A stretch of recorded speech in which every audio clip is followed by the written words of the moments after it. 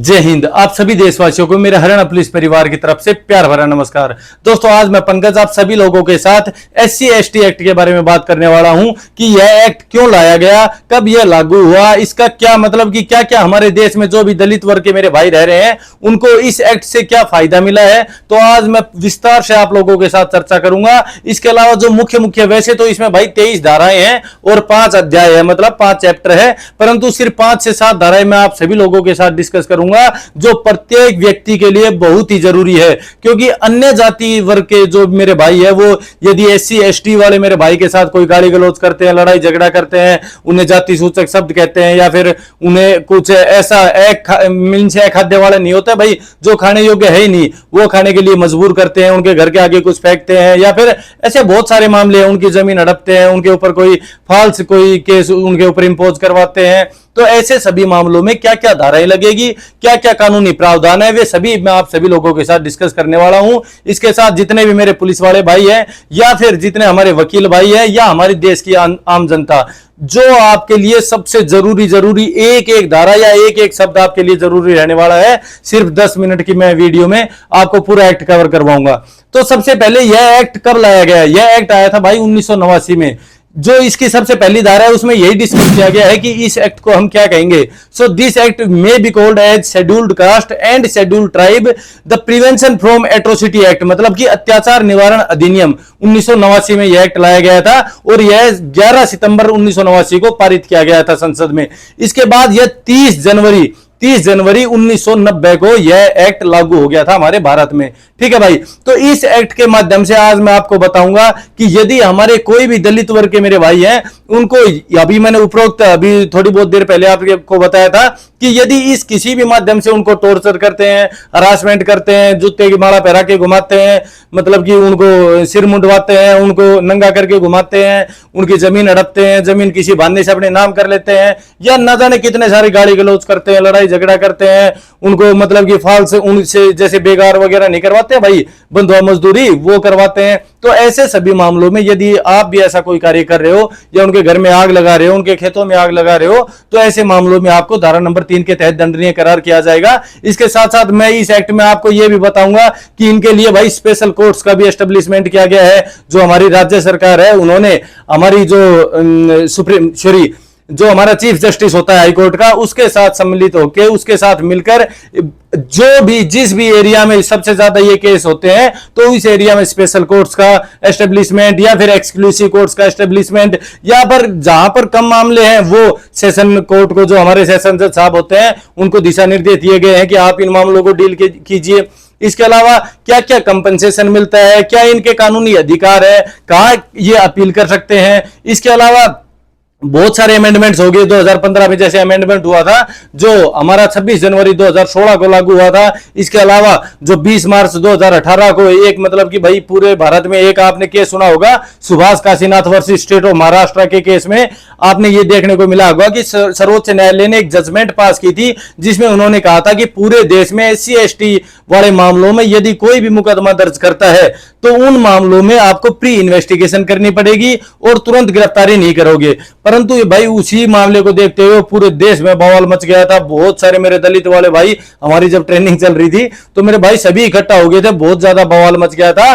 तो 1 जो अक्टूबर है 2019 को दोबारा से यह एक्ट को मींस जो उनके पुराने जो कानूनी प्रावधान थोपे गए थे कि भाई तुरंत FIR दर्ज नहीं करनी या तुरंत गिरफ्तार नहीं करना, उनको दोबारा से लागू कर दिया गया था। सुप्रीम कोर्ट ने यह कह के कि भाई अभी भी इनको समानता नहीं मिली है, अभी भी दलित वर्ग बराबर नहीं हुआ है, तो अभी भी छुआछूत, मतलब कि जो ये छुआछूत वाली वो होती है ना भाई, ये निचला वर्ग है, मतलब कि छूना ये वो, तो ये सारी चीजें अभी इतनी मिटी नहीं है भाई। ठीक है ना। तो इसी मुद्दों को देखते हुए 1 अक्टूबर 2019 को दोबारा से यह एक सेक्शन 18A जोड़ दी गई थी और बोल दिया गया था कि उसी टाइम ये कॉग्निजेबल ऑफेंस रहेगा, संज्ञेय मामला रहेगा, नॉन बेलेबल रहेगा, इसमें बेल भी नहीं मिलेगी और बिना वारंट गिरफ्तारी उसी टाइम उसकी कर ली जाएगी भाई। ठीक है। तो इन सभी मामलों के बारे में मैं आपको अभी इस वीडियो के माध्यम से बताने वाला हूं। दोस्तों, सबसे पहले हम धारा नंबर 1 की बात करते हैं जिसमें इसके इंट्रोडक्शन के बारे में बताया है। कि this act may be called as scheduled caste and scheduled tribe prevention from atrocity act 1989। ठीक है भाई। अब सेकंड पॉइंट में कहा गया कि यह पूरे भारत में लागू होगा, क्योंकि 2019 से पहले जो हमारा अनुच्छेद 370 के तहत जो जम्मू कश्मीर को एक विशेष राज्य का दर्जा दिया गया था, तो 2019 एक्ट नंबर 34 के तहत वो अनुच्छेद 370 हटा दिया गया और जम्मू कश्मीर को भी अब हमारे भारत देश में मतलब कि हर तरह के कानून उनके ऊपर भी लागू होंगे। तो भाई 2019 से उसके ऊपर भी जम्मू कश्मीर के ऊपर भी SC/ST एक्ट लागू हो गया। इसके बाद थर्ड पॉइंट आता है कि यह कब लागू होता है, तो यह 30 जनवरी 1990 को लागू हो गया था भाई। ठीक है।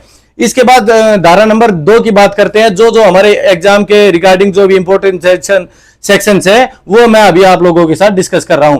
तो सेक्शन नंबर 2 के 3 परिभाषाएं आपके लिए बहुत इंपॉर्टेंट है। सबसे पहले सेक्शन नंबर 2 का पार्ट ए का पार्ट बी का पार्ट बी। तो बी के पार्ट बी में बताया गया है कि जो डिपेंडेंट होते हैं ना, तो डिपेंडेंट कौन है? डिपेंडेंट वो होते हैं जैसे मेरी पत्नी होगी, बच्चे हो गए, ब्रदर हो गया, सिस्टर हो गया, मीन्स जो उसके मेंटेनेंस के लिए या उसके रख रखाव के लिए जो चीजें जिन लोगों को आपकी जरूरत है तो वो आपके डिपेंडेंट हो गए भाई। ठीक है। तो डिपेंडेंट की परिभाषा कहां मिलेगी? 2 के पार्ट बी के पार्ट बी में। ठीक है।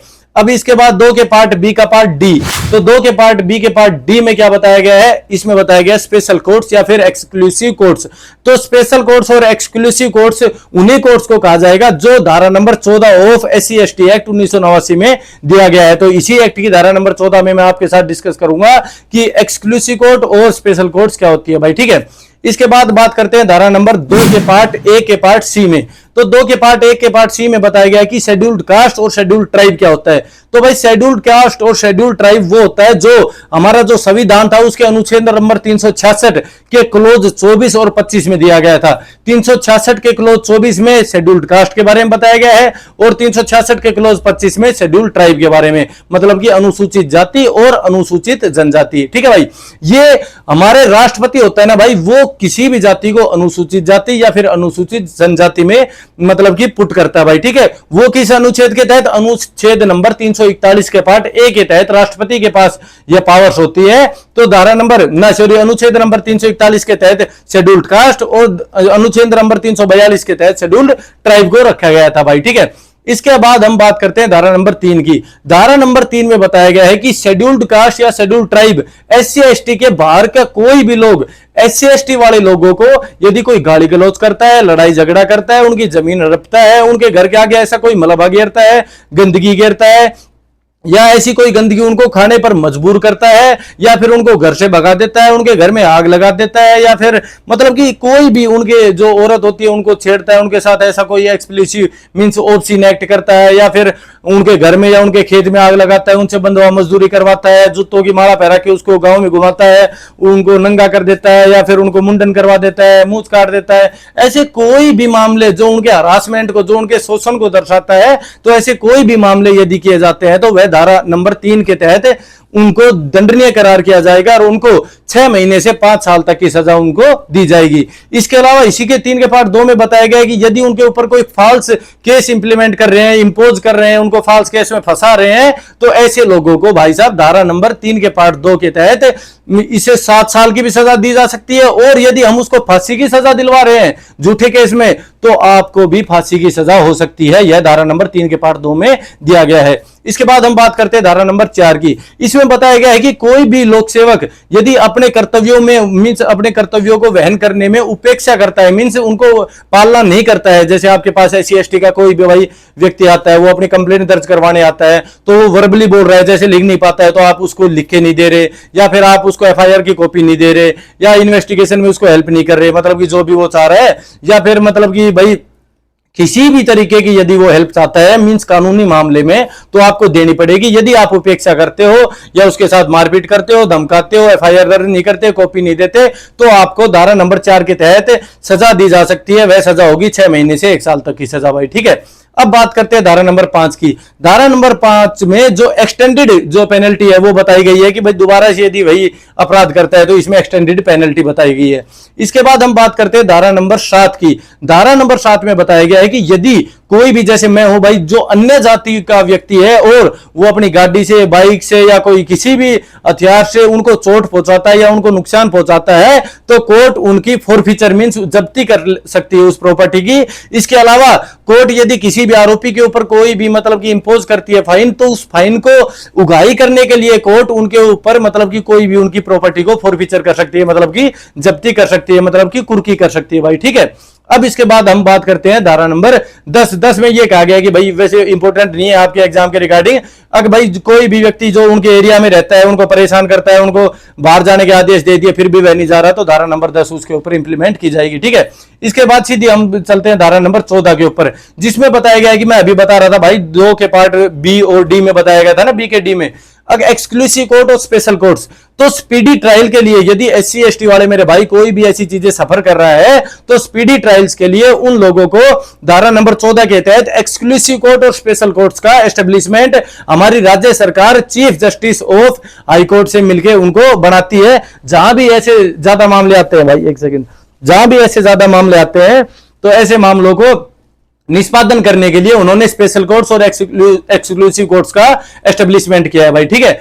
तो इनके तहत कोई भी मामले डील किए जा सकते हैं। जहां पे भाई बहुत ज्यादा मामले हैं वहां हर एक जिले या दूसरे जिले में ऐसी कोर्ट्स का स्थापना की जाएगी, या फिर जहां पे ऐसे मामले बिल्कुल कम है तो चीफ जस्टिस या फिर हमारी राज्य सरकार दोनों मतलब एक दूसरे से सिफारिश करके या बात करके वे सेशन कोर्ट को भी आदेश दे सकते हैं कि आप एससी एसटी के सभी मामले देखोगे।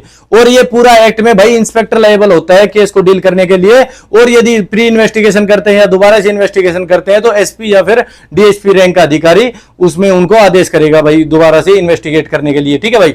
इसके बाद बात करते हैं धारा नंबर 14A में बताया गया कि यदि आपका जजमेंट की या फिर आपकी जो सेंटेंस मतलब कि कन्विक्शन मतलब सजा सुना दी उसके बाद आप संतुष्ट नहीं हो, तो आप अपील भी कर सकते हो जजमेंट के 90 दिन के भीतर या सेंटेंस के 90 दिन के बाद तक आप उसकी अपील कर सकते हो भाई, ठीक है। और यह अपील 180 दिन तक भी कर सकते हो, परंतु आपको विशेष कारण बताने पड़ेंगे। 180 दिन के बाद कोई भी अपील नहीं की जाएगी भाई, ठीक है। इसके बाद हम बात करते हैं धारा नंबर 15 की। धारा नंबर 15 में बताया गया है कि यदि कोई भी जो हमारा पब्लिक प्रोसिक्यूटर होता है, जो सरकारी वकील होता है, तो जो स्पेशल कोर्ट्स में पब्लिक प्रोसिक्यूटर, ऐसे जो दलित वर्ग के मेरे भाई हैं उनको पब्लिक प्रोसिक्यूटर मतलब सरकारी वकील मिलेगा उनका केस लड़ने के लिए, ठीक है, जिनको 7 साल की कम से कम उनको एक्सपीरियंस होना चाहिए भाई, ठीक है। इसके बाद हम बात करते हैं धारा नंबर 15A, जिसमें बताया गया right of victims and witnesses, गवाहों के और जो शिकार व्यक्ति है उसके राइट्स क्या हैं। तो उसके भाई राइट्स है कि भाई वो हर एक चीज के बारे में पूछ सकता है, अपनी जानकारी ले सकता है, मतलब उनके साथ सामंजस्य बैठा के उसके जो भी राइट्स है मतलब कंपनसेशन देना पड़ेगा उसको, बहुत सारे मामले हैं। तो ये उनके राइट्स के बारे में बताता है, उनके अधिकार के बताते हैं, उनके अधिकार के बारे में बताता है धारा नंबर 15 का पार्ट ए। अब इसके बाद बात करते हैं धारा नंबर 18। धारा नंबर 18 में बताया गया है कि इन एससी एसटी वाले मामलों में जो पहले 438 में अग्रिम जमानत मिलती थी, एंटीसिपेटरी बेल मिलती थी, जो अभी धारा नंबर 482 ऑफ बीएनएसएस में मिलती है, तो ऐसे एससी एसटी एक्ट वाले मामलों में कोई भी एंटीसिपेटरी बेल नहीं दी जाएगी। तो यह स्पष्ट तौर पे आप ये इसको मार्क कर लीजिए, ये क्वेश्चन आपके एग्जाम में भी आ सकता है भाई, ठीक है, कि एससी एसटी एक्ट के पूरे एक्ट में कोई भी यदि मुकदमा दर्ज किया जाता है किसी आरोपी के खिलाफ तो उसको एंटीसिपेटरी बेल नहीं दी जाएगी धारा नंबर 18 के तहत भाई, ठीक है। अभी धारा नंबर 18A, धारा नंबर 18A में यही दिया गया है कि जो मैंने बताया था कि 20 मार्च 2018 को जो हमारे भाई सुप्रीम कोर्ट ने एक जजमेंट दी थी कि भाई कोई भी प्री इन्वेस्टिगेशन के बिना या फिर बिना अप्रूवल के गिरफ्तारी नहीं होगी, तो वो चीज को हटा के और दोबारा से 1 अक्टूबर 2019 को दोबारा से ये चीज इंप्लीमेंट कर दी गई थी। तो वही चीज धारा 18A में बता दिया गया है कि प्री इंक्वायरी की कोई जरूरत नहीं है, अप्रूवल गिरफ्तारी के लिए कोई जरूरी नहीं है, सीधा उनके ऊपर एफआईआर करो और गिरफ्तार करो भाई, ठीक है। अब बात करते हैं धारा नंबर 19 की। धारा नंबर 19 में बताया गया कि प्रोबेशन मींस एक गुड कंडक्ट होता है, तो उसमें प्रोबेशन उनको मींस छोड़ा जा सकता है भाई। ये आपने देखा होगा सीआरपीसी की धारा नंबर 360 यदि आपने पढ़ी हो, तो प्रोबेशन ऑन गुड कंडक्ट मतलब कि यदि आपका गुड कंडक्ट है तो आपको प्रोबेशन मींस आपको छोड़ा जा सकता है, सुधार केंद्र में छोड़ा जा सकता है। और यही अब बीएनएसएस की धारा 401 में दिया गया है। इसके अलावा यदि आपने पढ़ा होगा कि भाई प्रोबेशन ऑफ ऑफेंडर्स एक्ट 1958 जो एक्ट था, तो उस एक्ट में भी आप देख पा रहे होंगे कि प्रोबेशन धारा नंबर 3 में देख पा रहे होंगे आप कि उनको चेतावनी देके भी छोड़ा जा सकता है, उनको एक बॉन्ड भरवा के भी छोड़ा जा सकता है। तो ये चीजें इस एक्ट के ऊपर लागू नहीं होगी, ना ही प्रोबेशन ऑफ ऑफेंडर्स एक्ट 1958 की कोई धारा, ये ना फिर ये सीआरपीसी की धारा 360 या बीएनएसएस की धारा 401 उसके ऊपर लागू नहीं होगी। उनको किसी भी बॉन्ड के तहत, प्रोबेशन के तहत कोई चेतावनी देके किसी भी तरीके से उनको नहीं छोड़ा जाएगा भाई, ठीक है। इसके बाद हम बात करते हैं धारा नंबर 21 की। वैसे यहां तक आपका पूरा हो गया, परंतु ये 2-3 धाराएं और डिस्कस कर लेता हूं सिर्फ 1 मिनट में।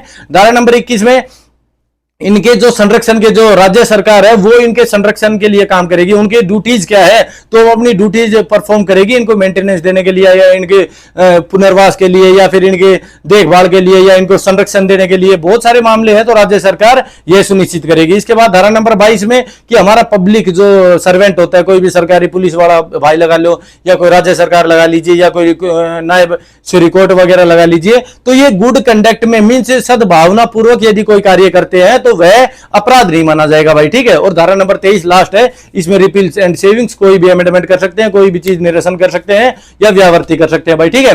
तो इन पूरे एक्ट में, और इसके अलावा भाई बहुत सारे जजमेंट अभी 3 महीने पहले भी आया था, 9 महीने पहले भी आया था, बहुत सारे मामले आते हैं कि भाई झूठे मुकदमे दर्ज करवा दिए जाते हैं। तो झूठे मुकदमे दर्ज करवाने का मतलब यह है कि आपने धारा नंबर 3 में पढ़ा होगा कि यदि आपके भाई कोई भी ऐसा जाति सूचक शब्द कह रहा है, तो वह शब्द यदि पब्लिक के सामने कह रहा है ना, तो ही भाई वह बेइज्जती माना जाएगा और तो ही उस मुकदमे के तहत आपके ऊपर धारा इंप्लीमेंट करके मुकदमा दर्ज किया जाएगा।